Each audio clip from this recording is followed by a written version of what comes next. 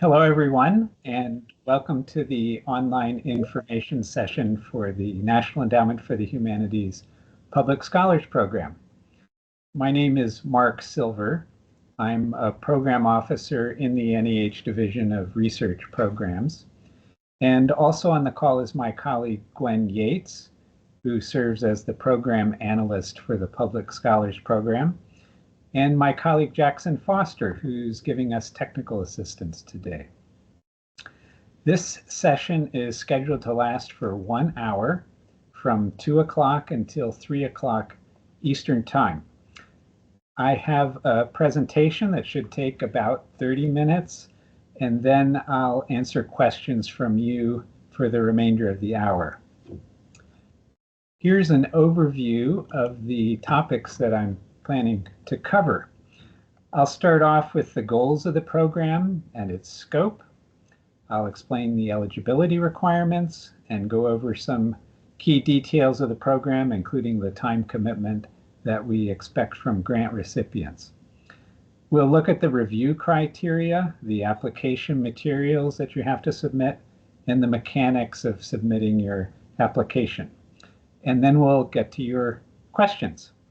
The slide says type them in at the end of the presentation, but actually you should feel welcome to enter your questions in the presentation, and I'll answer as many as I can at the end. If we don't get to your question, you're welcome to send us an email with that question. Our address is publicscholars@neh.gov, and I'll put it up on the final slide as well. My hope is that this session will help you decide whether the program is right for you. And if you decide that it is right for you, that you'll understand what it takes to submit a strong application. We will, by the way, be posting a recording of this session. If you want to refer later as you're preparing an application, it will be available on the NEH website. It'll take us probably a week to prepare and post that recording, but you can keep an eye out for it. All right, let's get started then. First, I want to talk about the goals of the program. Our overarching goal is to support the creation of well-researched nonfiction books in the humanities written for the broad public.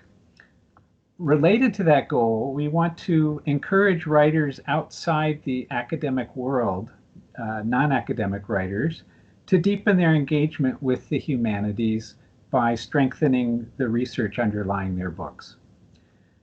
We know that deep research takes time, it takes effort.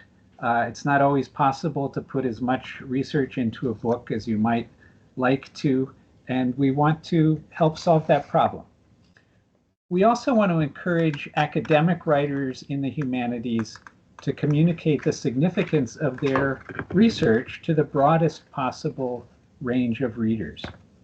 So just as it takes time and effort to do good research, it also takes time and effort to write effectively for a general audience. And if you're a professional scholar, it's probably easier for you in some ways to write for other scholars. That's what you were trained to do. So writing for a general audience requires some adjustment often. It might require you to find a new voice. And we hope this program will encourage you to think about how to make that adjustment. A couple of words about the scope of the program. We welcome applications in all areas of the humanities, regardless of geographic or chronological focus. If you look at the list of awards that we've made in this program so far, and we've made well over 200 awards, that list is actually dominated by projects that have an American focus. But we don't actually have a preference for projects with an American focus. We do welcome proposals having to do with any geographic area or historical period, so I just want to underline that. The books must be written in a readily accessible style, and they must frame their topics to have wide appeal.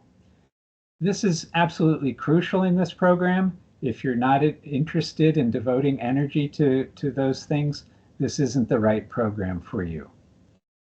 And as the slide says, books written primarily for an audience of professional scholars are not suitable. So that's just to reiterate the point. Next, I want to show you some recently published books that were sponsored by the program. On the left is a book by independent historian Cheryl Kaskowitz called A Chance to Harmonize: How FDR's Hidden Music Unit Sought to Save America from the Great Depression, One Song at a Time. That book was published last April by Pegasus Books. In the middle is The Occasional Human Sacrifice: Medical Experimentation and the Price of Saying No. That one is by Carl Elliott, who's a professor of bioethics at the University of Minnesota, and it was published in May by W.W. Norton. On the right is Rachel Kuser's book, Alexander at the End of the World: The Forgotten Final Years of Alexander the Great, which came out earlier this month from HarperCollins. Rachel Kuser is a professor of classics teaching at the Graduate Center at the City University of New York. Before I go any further, I do want to talk for a moment about what we mean by the humanities. The founding legislation of the National Endowment for the Humanities lists a number of disciplines that are meant to be encompassed by that term, humanities.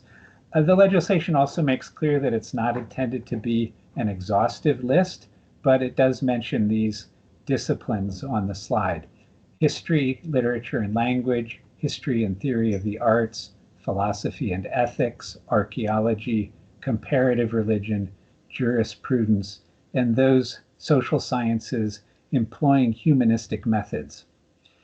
If you have some uncertainty about whether your project would fall within the humanities or not, we're happy to discuss that with you and give you some guidance. So feel free to get in touch if you have a question about that. This slide shows the basic eligibility requirements for the program. It's open to US citizens, to all US citizens. It doesn't matter where you are in the world. And also to foreign nationals who've been living in the United States for the 3 years preceding the August 28th application deadline. Currently enrolled students are not eligible to apply. We also have a previous publication requirement in this program, and you can meet this requirement in one of two ways: either with a nonfiction book published with a commercial or a university press, and that book could, by the way, be an academically focused book. That's okay. Or you can meet the requirement with 3 articles or essays in general interest publications that reach a large national or international audience. No advanced degree is required to apply to this program, and no institutional affiliation is required either. In fact, on that last point, we have a special encouragement in place for independent writers. The program encourages applications from writers who are not currently affiliated with a college or a university. So maybe you're a part-time biographer, or you're a journalist or a magazine writer or an editor. If you have a suitable project, we want you to know about this opportunity. We also know that there are people who have only a short-term affiliation with a college or university, or who might, for various reasons, have one foot in the academic world and one foot out. We want you to be aware of this program as well, and of the support that it could offer you for your writing. None of this, by the way, is meant to suggest that we don't want to hear from full-time university or college professors. We absolutely do want to see those applications. Long-term professional academics are entirely welcome to apply to the program. It's just that our application pool tends to be dominated by professional scholars already, and we want broaden our reach to other sorts of applicants because we know that you're out there. The next slide shows examples of project types that are not supported by the program, and there are more than I have included on this slide, and you do need to be aware of these restrictions on what we fund. The program doesn't support fiction, including historical fiction or philosophical fiction. It doesn't support autobiography or memoir or books for children or young adults or works of graphic fiction or graphic nonfiction. And we don't support dissertation revisions either. And as I said, there are more project types beyond what I've included on this slide that we do not support. So be sure to check the full list in the Notice of Funding Opportunity, and that list appears in section D6 of that document, and I'll say a little bit more about that document in a moment. But you just want to be sure that you're not submitting an application that's going to be a non-starter that will end up being disqualified before it's even reviewed. Next, I have a number of key details about the program and the awards.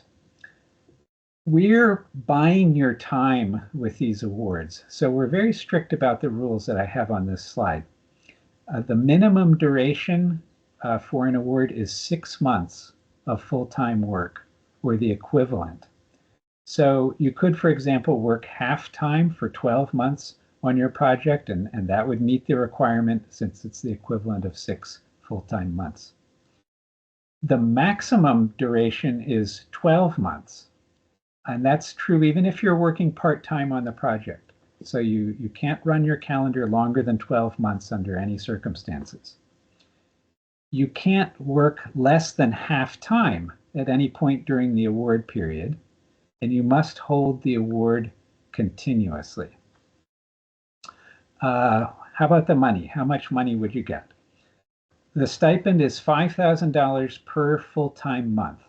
So the maximum award is $60,000, which would be for 12 full-time months.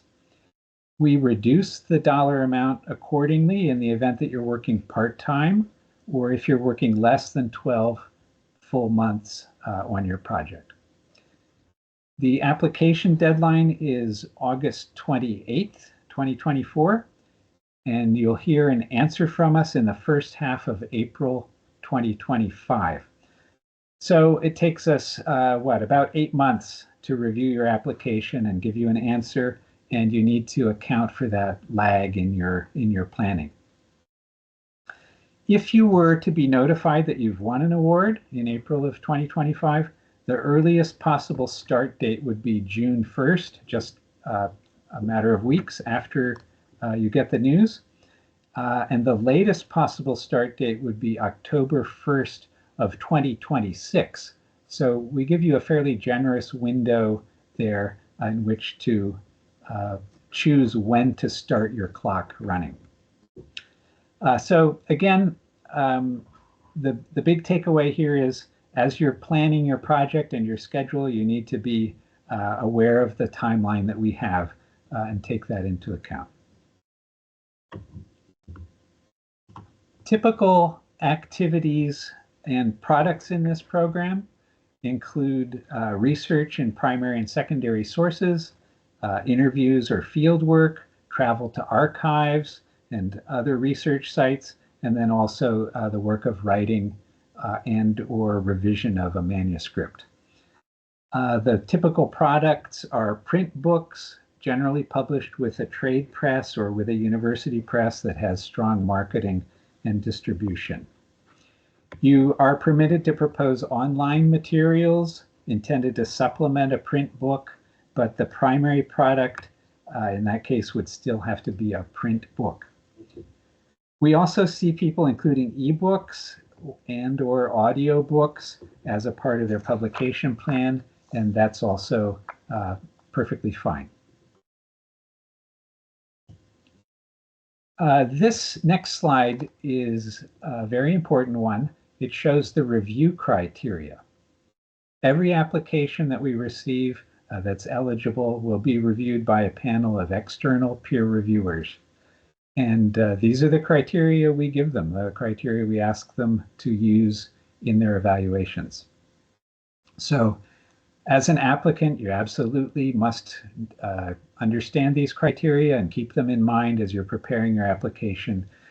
And you should try to write the application to answer these criteria. And these criteria are taken from that document I mentioned previously, the Notice of Funding Opportunity, which has the instructions for applying. I'll take a moment to walk you through these criteria because they are so important. The first one is the appeal and intellectual significance of the proposed book for general readers. This is the #1 criterion for a reason. It's in many ways the most important criterion, and both aspects of it, the appeal and also the intellectual significance, are important. So your topic should be framed in a way to make it engaging and interesting. The writing should carry the reader along without undue effort, but the book should also have substance to it. #2, the applicant's record of research and experience in interpreting the humanities for general audiences. As an applicant, you want to think about how to highlight your record in these areas, both on your resume and also in your application narrative. The third criterion is the quality of the conception, definition, organization, and description of the project, and the breadth and depth of the humanities research underlying the project. So your project should be well defined, it should be well organized, the book should be based on rigorous research, and your application should show that you're aware of the relevant sources and of related books in your area. The fourth criterion is the quality of the writing sample and the applicant's clarity of expression. We do ask for a writing sample as part of your application, and that's extremely important because that's where you're really demonstrating to the evaluators that you can write for a popular audience. It's best to submit a draft chapter from your proposed book as a writing sample. If that's not possible, make sure that what you submit really showcases your skill in writing for a general reader. That's the most important thing that the evaluators will be looking for in your writing sample. The fifth criterion is the feasibility and appropriateness of the proposed plan of work, the soundness and probable reach of the dissemination plan, and the likelihood that the applicant will complete the project, which, by the way, need not necessarily occur during the grant period. It's perfectly okay to propose finishing the whole project sometime after your grant period has ended. The plan of work should, though, give us a very clear schedule of tasks indicating the amount of time that you're planning to devote to each one. And the word dissemination comes up here as well, and that's important too. Your application should explain how you're planning to get the book noticed, how you're planning to get it out into the world, what plans for publication you have. So you want to think about the press that you're going to publish the book with, and in general, the bigger the print run that the press can promise, and the stronger their publicity and distribution, the better. It will help your application to have a publication contract at the time that you apply, but that's not a strict requirement. And this slide shows what percentage of projects we funded over the last several years had a contract at the time of application. So as the chart shows, about half the projects we funded were not yet under contract. About 35% had a contract with a trade press, and about 15% had a contract with a university press at the time of application. This next slide lists the materials that we ask you to submit. And before I go through them, I just want to underline that there are page limits in this list, and you must adhere to those page limits. You'll be disqualified if you don't follow our formatting instructions. We don't relish disqualifying people, but we do it if you don't follow these rules. So what do we ask for? First of all, a 3-page narrative statement, single-spaced, that should explain your project and what you're doing and why it matters. And there are specific guidelines in the Notice of Funding Opportunity directing you in the structure of that narrative. Then we want to have a separate 1-page plan of work and a 1-page bibliography. We also require a 2-page resume or CV, a 20-page writing sample, and a publisher's letter if applicable. So that means if you have interest from a publisher or if your book is under contract with a publisher, you should submit a letter with your application from a representative of the press indicating its level of commitment to your project. If your book is under contract and you've discussed the size of a possible print run with the publisher, I would encourage you to include information about that in the letter as well, and also any plans for book tours or other publicity that would be connected with your book. You should arrange for 2 letters of reference. Those are not actually due until October 3rd, a little over a month after the application deadline. You should coach your letter writers to study the evaluation criteria that I had up on the previous slide and to address those evaluation criteria in their letters. You should also coach your letter writers to specifically address your proposed project in their letter, rather than simply talking about previous work that you've done and then ending with a line that says something like, "and I'm sure the proposed book will be just as good," period. We need more detail than that. It's much more effective to have a letter writer address the specifics of your proposed project. There are some additional forms in the application package asking you to provide a 1,000 character project summary to identify your letter writers and to list the locations where you'll be working during the grant period as well. Then last point on this slide is that no budget is required in your materials. That's because, as I explained before, the dollar amount of the award is based on the number of months that you commit to as your grant period. So it's a very simple calculation. We have a number of resources for you, and those are summarized on the next slide, resources for applicants. The most important one is the Notice of Funding Opportunity, which I've mentioned several times already.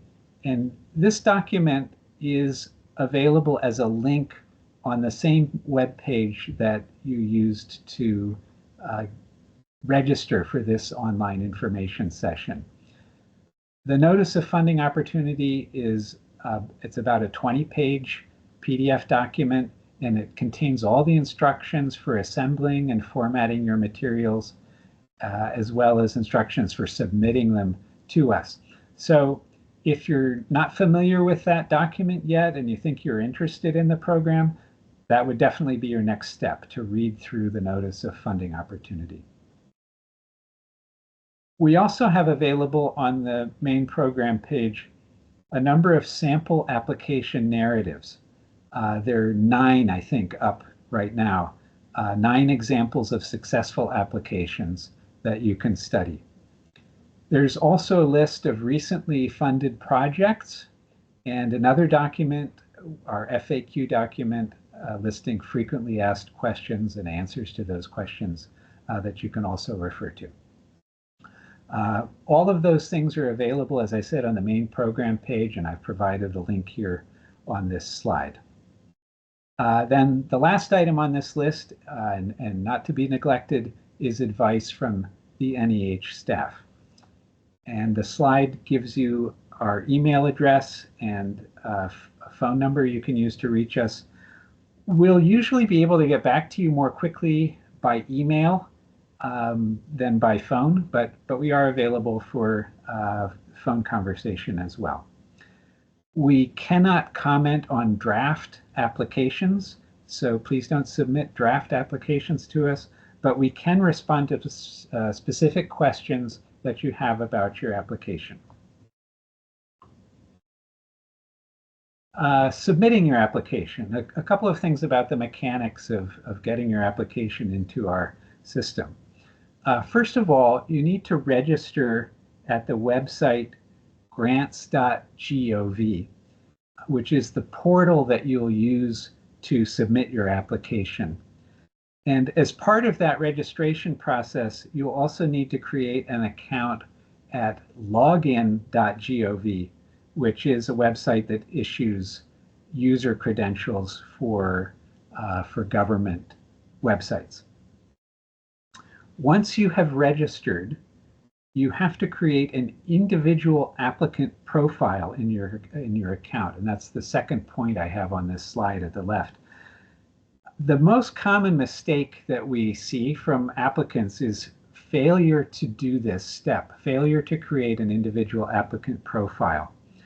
And if you haven't set that profile up, the red button that says apply, and I've indicated that with a yellow arrow on the slide, that red apply button will either be grayed out or it won't function properly when you click on it. So if you run into that problem, double check that you've created an individual applicant profile, and instructions for doing that appear in the notice of funding opportunity. Third point, submit several days early. You should allow several days to submit your application just in case you run into a technical problem, especially if you're doing this for the first time. It can be a little bit cumbersome. So I would just allow a few extra days, and that will take some of the pressure off in submitting the application and getting it in by the deadline, which is a strict deadline. The last point on this slide is that there is a help desk run by grants.gov. The phone number there is 1-800-518-4726, or you can email them at support@grants.gov. The people at that help desk can help you with technical problems in submitting your application much better than we here at NEH can. So I encourage you to call that help desk at grants.gov if you're having a problem using the grants.gov website or submitting your application. So in general, if you have a question about the content of your application or how it'll be reviewed, that you should get in touch with us here at NEH about. But if you're having technical problems submitting the application, then your go-to resource is the grants.gov help desk. All right, so that's the presentation that I had prepared, and we'll move on to the question period. This slide here has our contact information again, as I promised, and I think some of you have been submitting questions along the way, or if you have a question that you'd like to submit now, you can go ahead and do that, and we'll begin trying to field those questions. If we're not able to get to your question, please feel free to send us an email containing your question, and we'll get back to it as soon as we can. All right, Gwen, what has come in the way of questions? Hi, Mark. I had to scroll up to the very beginning. We have a question from Julie. Several decades ago, the late Professor Emeritus Henry Prochowski received a fellowship from NEH. His topic was in the area of the history of engineering with a focus on structural failures, primarily bridges and buildings. For the current public scholar funding competition, with a book that builds upon and extends Prochowski's work with an innovative approach beyond structural engineering to include related engineering fields be under NEH's umbrella for consideration for funding for a book? So let's see, a multi-part question, and in some ways it's a rather specific and individual question, but let me say this. First of all, books that have to do with um, the history of science, technology, engineering, um, those would fall within our understanding of the humanities, and we fund things in the history of science and technology with some regularity. Um, for the Public Scholars Program, you want to be thinking very carefully about whether the book that you're proposing will appeal to a general audience.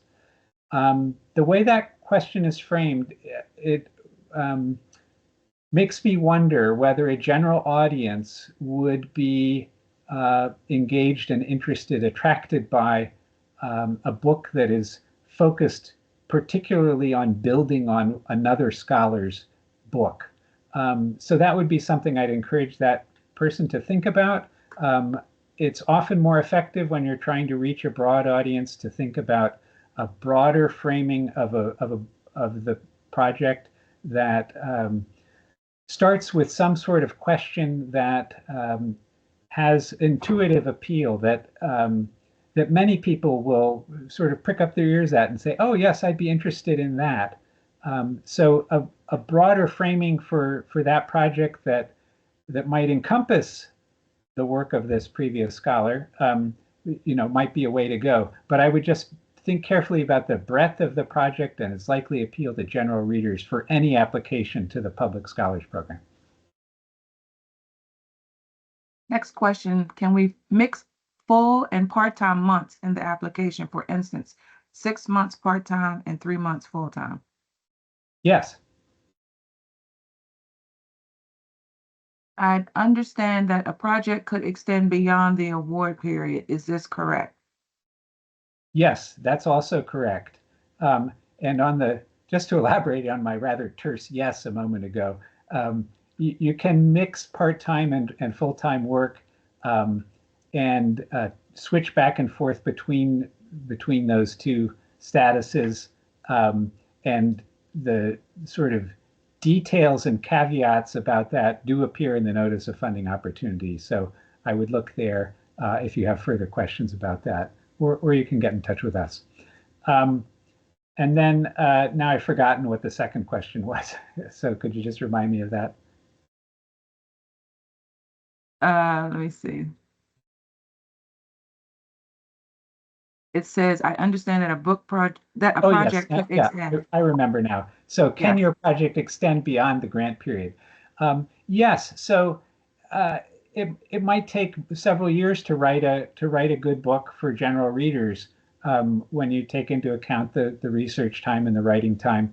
And maybe you've worked for 1 year on your book and you expect to finish it 2 years hence. You're absolutely welcome to define a 1 year work period for NEH support and then explain to us what work you're going to do beyond the grant period to get you to the point where you're ready to submit your manuscript and have the book published. So yes, you can use the grant period to make progress towards your finished product. I would specify very carefully what you plan to accomplish during the grant period and to propose a sort of measurable result, measurable accomplishment. For example, particular chapters that you're going to finish writing during the grant period, just to keep it as well defined as possible. But you can extend beyond the grant period with your project. That's fine. If supplying a letter of intent from a publisher, is it required it come from a non-academic publisher? And what are your thoughts on Routledge, for example?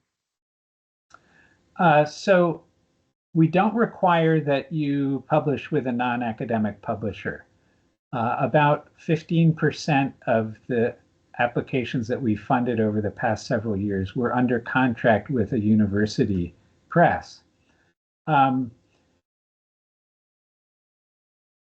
So we don't dictate what types of publishers are acceptable. What we want to have is confidence that you have a good, strong dissemination plan, and that the book is ultimately going to reach a broad audience of general readers.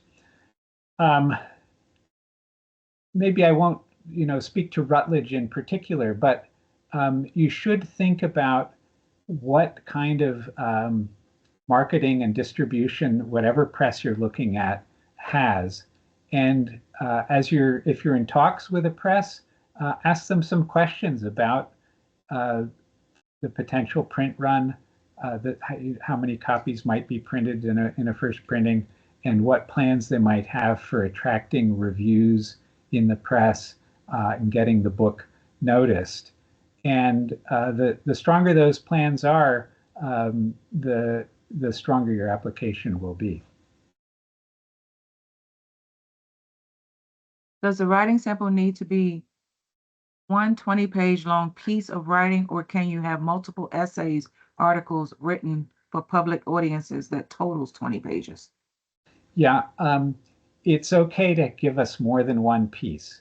And we actually changed the rules on that for this round. Previously, we required a single piece of writing, and we've now adjusted that so that you may submit more than one piece of writing. However, I strongly encourage people to give us one piece of writing, best of all as a draft chapter from the proposed book, or perhaps two.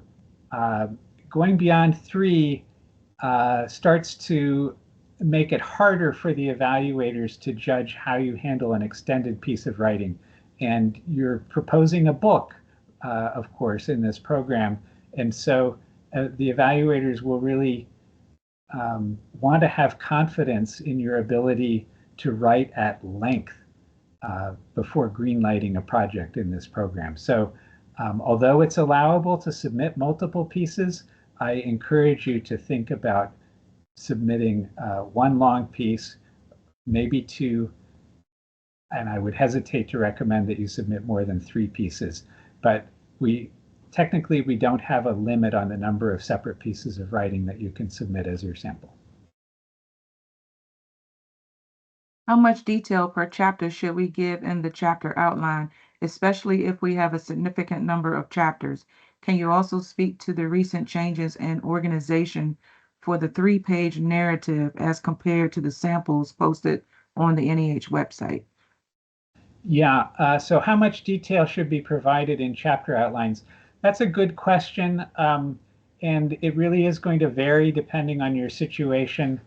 It is best to try and provide enough detail so that the reader can understand what the argument and specific examples of a particular chapter are going to be, or to have, at least give some kind of thumbnail sketch of those things, as opposed to simply listing a chapter name and leaving the reader to guess what's going to be in that chapter. That usually is less effective. If you have a lot of chapters, you might think about trying to lump some of them together to talk about sections of your book and what each of those sections is going to do, without perhaps providing details about every single chapter. So there's a balancing act there. You have to work with our space limits, space limitations, as you figure out how much detail to provide. We do have those sample applications available, and those will give you some sense of how successful applicants in the past have handled that problem.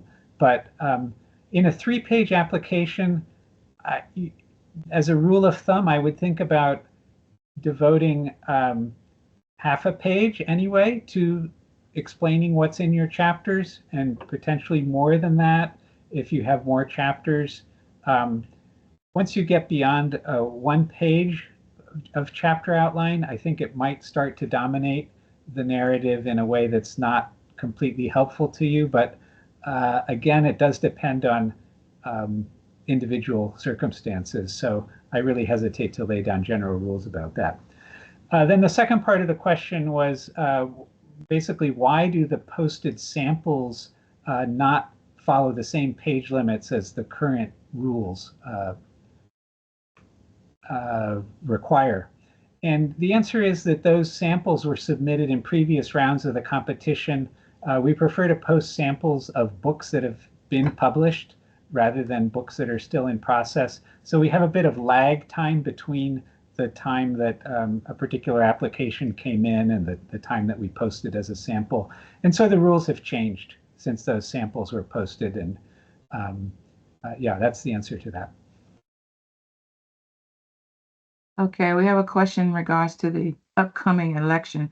If the GOP wins in November, is this program insured against being defunded? All of NEH's programs are subject to congressional appropriation every year. So, you know, I'll just say that, I guess, and leave it there. Will an application for a project that's in the beginning discovery stages be competitive, provided it is a good application, fully formed idea, etc.? Could you repeat the first part of that question, please? Sure. Will an application for a project that is in its beginning / discovery stages be competitive? Yeah. So we fund projects at any stage of development in this program, early or late, provided there's a feasible and appropriate plan of work included, and provided you meet the other criteria, I guess I should say. So yeah, so what about an early stage project? Yes, early stage projects certainly have the potential to be competitive in this program. There is probably a little bit more of an onus on an early stage project to be very clear in defining what the main contribution is going to be or what its main significance for general readers is going to be. So an early stage project that's really saying, I'm going to explore this particular set of ideas and see what I find, that's less likely to be competitive. But if the project is formed well enough so that you can say, X, Y, and Z is what I'm going to show in this book, and that's going to surprise or interest people because of reasons Q, R, and S, and you have a clear line of attack that you're following, both in the exposition of the project and then also a research plan that you can justify and explain as something more than sort of a fishing expedition. I'm going to go and see what I might find. So if you can make the case that you have very clear reasons for going to particular archives, say, to do research, and you can show how that's going to support your project, even though it's at an early stage, I think that could be competitive in the program. And we ask evaluators to be aware of, I guess, the risk of bias towards projects that are very close to close to completion, as opposed to ones that are at an earlier phase. And it is our intention to be open to projects that are at any phase of development.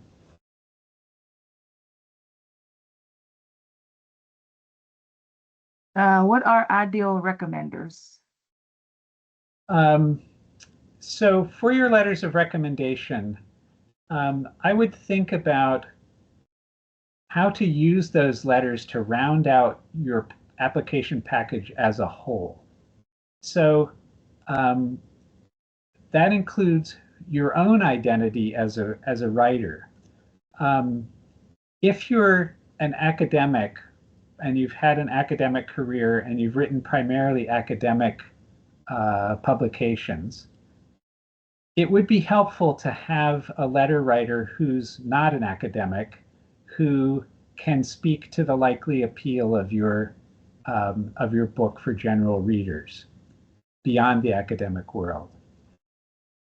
And the reverse would also be true. So if you're someone with a background, say, as a a writer for the popular press, and you've done magazine pieces, and your career has been made outside of the academic world, it would probably help your application to have a letter from someone who's in the academic world who can speak to the rigor of the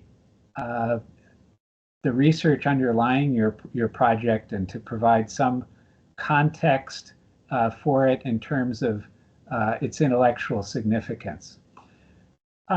This is not a hard and fast rule. It's one suggestion. One thing to think about is how the people you ask to write your letters can balance out your own identity as an applicant. But what you want to do with your application as a whole is to convince the evaluators that you are hitting the sweet spot where your book is going to have appeal for general readers, but it will also have strong research underlying it and have intellectual significance for general readers as well. What else about letter writers? It's more important to have someone who will speak in specific terms about your project than it is to enlist a big name as a letter writer. So as I said during the presentation, I think the most effective letters are the ones that really address your proposed project in specific terms and talk about why it matters, and speak to the other evaluation criteria with regard to your proposed project. So in some ways, I think the most important consideration is to find someone who's willing to take the time to provide a letter that contains that level of detail. And that, as I said, is more important than finding someone who is a big name in their field to write for you. And this grant support the dissemination stage of a project, such as a book tour and media tour? The program doesn't support the dissemination of an already finished book.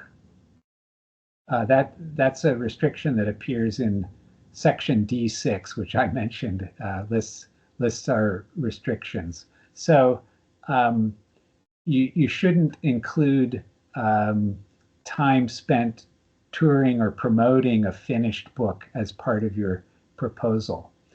It is allowable to think about some ancillary things that could help get your book noticed before it's published, or drawing near to the time of publication. So sometimes people include in the work plan mention of a related article that they plan to place somewhere leading up to the publication of a book, and that's okay. But something like a book tour would not be suitable to propose for support. Can the fellowship fund open access publications? For example, the fees publishers required to do this?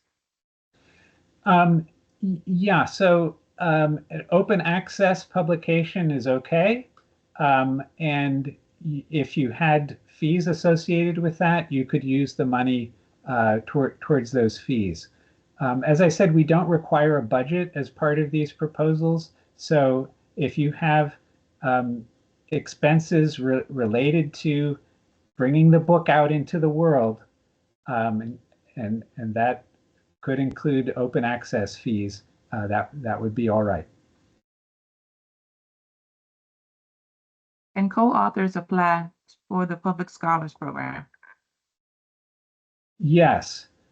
So you can apply to write a co-authored book, and this is specifically addressed in the notice of funding opportunity. We have a section on co-authored or collaborative projects.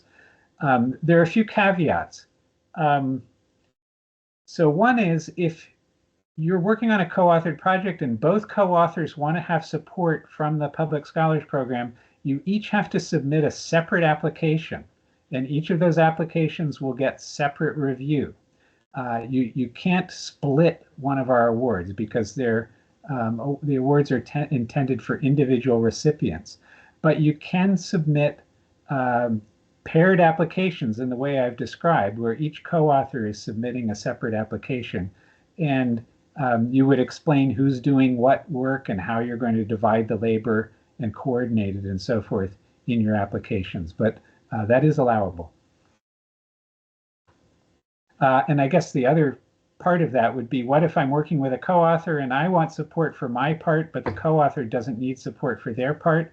That would also be an allowable configuration where you're applying just for yourself and not for the co-author's not applying.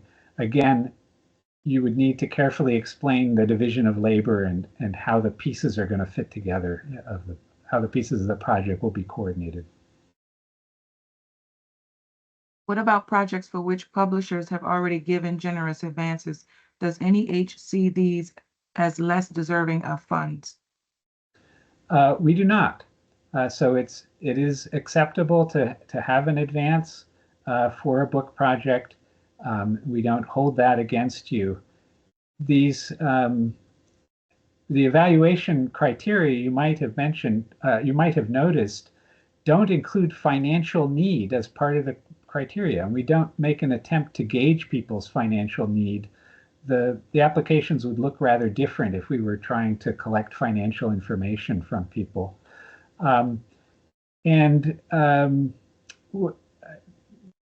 We do also understand that advances tend to be divided up. So you get some money when you sign a contract, and then you might not get more money until you actually submit the manuscript. And in many ways, that's sort of the crucial period for determining the depth of research that book is going to have behind it. The time between when you sign the contract and the time you actually submit the manuscript. So we see a niche for NEH funding, even in those kinds of projects, in bolstering the research of a book and making ultimately a better book for general readers as a result of our support. If a grantee has a full-time academic appointment, when you say the grant is buying our time, does this mean that faculty member is expected to be on leave from their institution, a sabbatical, for example? So if you're working full-time on your public scholars project, you cannot be teaching or carrying major administrative responsibilities during that time. We expect that it's a full-time commitment while you're holding our grant full-time. It is possible to hold a public scholars grant part-time and carry a reduced teaching load while holding it part-time. We do require you to cut back your teaching in proportion to, corresponding to the award money that you're getting. So for example, if you're holding the Public Scholars Award half-time and you're teaching, you have to carry no more than a half-time teaching load as defined by your institution. So I guess the short answer is it depends on whether you're envisioning a full-time grant or a part-time grant. And remember that there is a minimum requirement of at least half-time work on the Public Scholars Grant if you're holding one. And there are more details about those requirements in the Notice of Funding Opportunity. Are edited collections permissible for this grant? No, we don't allow proposals for edited collections or anthologies or readers. These are also listed in section D6 of the notice. So again, I recommend that every applicant check that section to see whether the project type that they are envisioning is allowed in the program.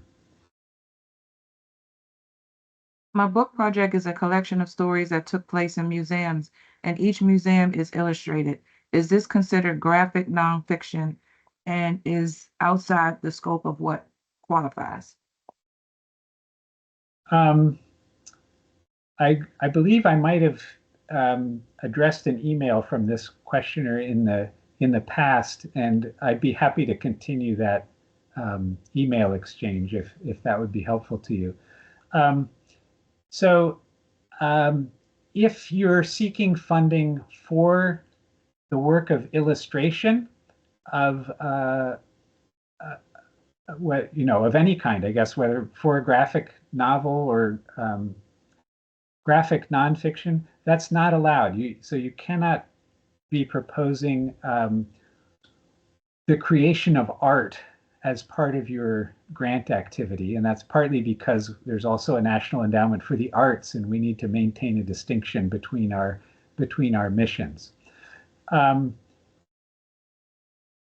This question mentioned stories taking place in particular museums.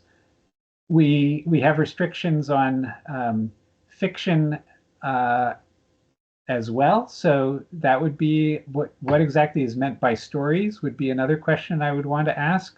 And I think probably to give you the best answer, it would be good to hear again from you in an email, or we could revive the previous thread that we had, because I think that project is has enough facets to it that it's a little difficult to give a sort of blanket or a flat yes or no without making sure I understand the nuances of it. Okay. The notification, oh, I'm sorry, I already answered that one. My project involves illuminating a historic time period in American life through letters written between individuals. Is this project suitable for this grant? So illuminating American life based on letters between individuals. Stated that way, I would tend to say yes, that would be suitable, provided it's going to appeal to a general audience and it's written in such a way to do that. The one caveat would be we wouldn't support a book of letters. So if you're essentially reproducing those letters, maybe with some commentary or head notes, then that wouldn't be a suitable product for the program. The same goes for reproducing interview transcripts, for example, or responses to questionnaires. All of those things would be restricted under Section D6. So in that particular case, it would depend on how the letters are being brought into play in between the covers of the book, I think. If they're there as part of the source material that's being drawn on for a nonfiction narrative about American history, then that would be fine. If the letters are being reproduced in full and taking up a major portion of the book, then that would not be a suitable product.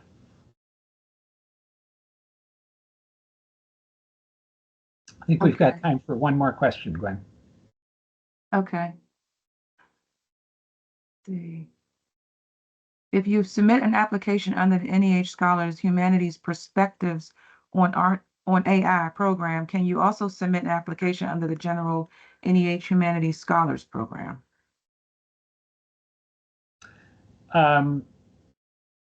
So I'm not sure what the second program being referred to there is, the General Humanities Scholars Program.